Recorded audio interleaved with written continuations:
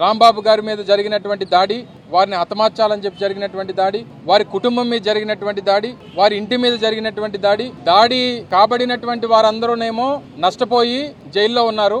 దాడి చేసినటువంటి వారు, తిట్టినటువంటి వారు, ప్రేరేపించినటువంటి వారు, ఇంటి మీద దాడికి వచ్చినటువంటి వారు, వారిని హతమార్చాలని చెప్పి చూసినటువంటి వారు, ఇంటికి నిప్పు పెట్టినటువంటి వారు బెయిల్ మీద బయట తిరుగుతూ ఉన్నారు. ఇది రాష్ట్రంలో నడుస్తున్నటువంటి రాజ్యాంగం.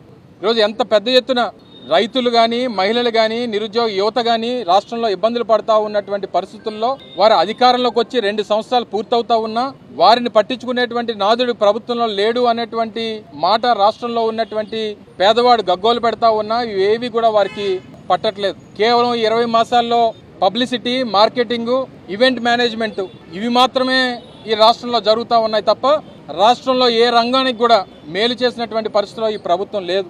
నిన్న మొన్న బడ్జెట్ ప్రవేశపెట్టారు.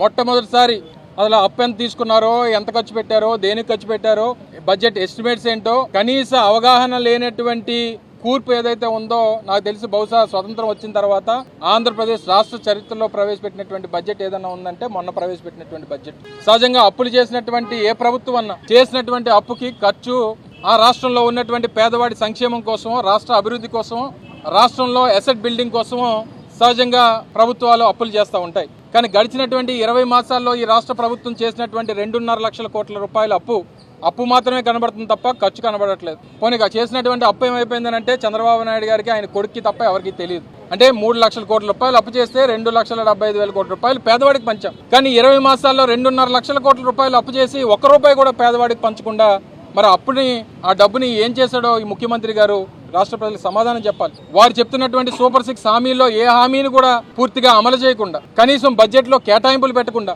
ఈ రోజు మా బడ్జెట్ దేనికి ప్రవేశపెట్టారో కూడా తెలియనటువంటి పరిస్థితిలో ఉన్నాం. చివరికి ఆ దేవుడితో కూడా వీళ్ళు పరాచకాలు ఆడేటువంటి పరిస్థితి వచ్చింది. కర్మ అనేటువంటిది ప్రతి ఒక్కరికి ఏదో రోజు ఆ కర్మ తాలూకా రుచిని చూపించేటువంటి రోజు కూడా చంద్రబాబు నాయుడు గారికి, సోకాల్ టీం అందరికీ వస్తుంది అన్నటువంటి విషయాన్ని ఈ సందర్భంగా మరొకసారి గమనించమని చెప్పి కోరుతా ఉన్నాం.